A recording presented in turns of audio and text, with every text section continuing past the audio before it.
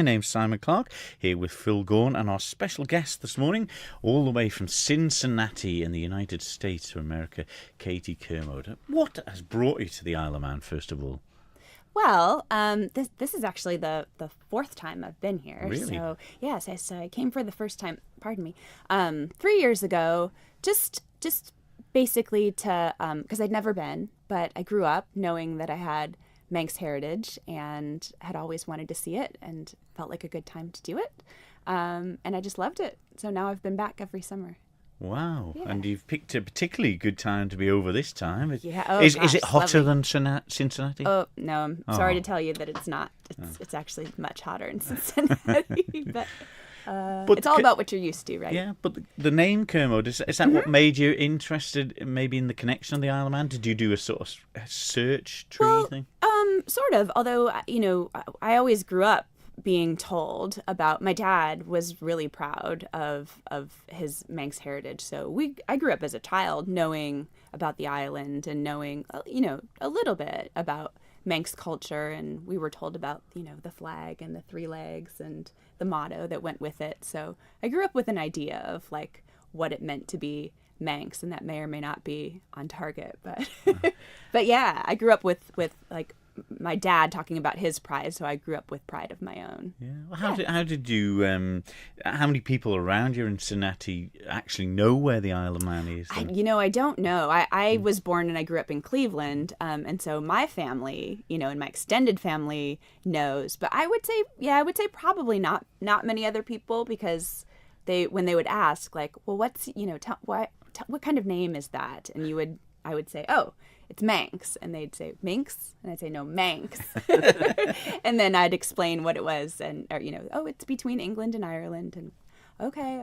But yeah, most people hadn't heard of it. Well, that little speck there, people living. I suppose, when you look at the on the map of the world, though, you look at the North America and South America, Yeah. and you look back at the size of the Isle of Man. Sure. It must seem incredible that we can get 83,000 people on that bit, isn't it? Right. Yeah. But the Manx language, you speak Manx. What got you into that?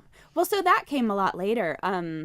When I, around the time I started learning, also like a little bit less than 3 years ago, and I'd always really had an interest in languages, and I studied a lot of French in high school and a little bit in college, but I was never really like comfortable with it, comfortable speaking it, and so it had been a goal of mine to like be fluent in a language. So I thought to myself, like, that's going to be French because I have this foundation. So I was listening to podcasts, and there's this one out of Scotland that's really good for French.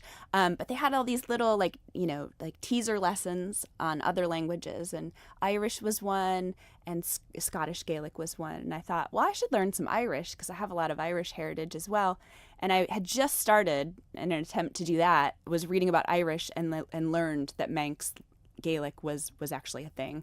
So I changed gears immediately, and I was like, no, I'm not going to do Irish right now. I'm going to do Manx, because I never knew that existed, and I want to do that. Really? And there was things accessible to learn? Well, that's what was great. So I thought to myself, I really want to do this. And I didn't mention, but my dad has passed now. And so I thought, like, oh, he would have thought that this is really cool. Like, probably if he was alive, this would have been something we could talk about and do together. So I thought, but it's going to be really hard for me to figure out how to do this on my own. But it wasn't, because there's so much material that's been made available on the internet, almost all of it for free.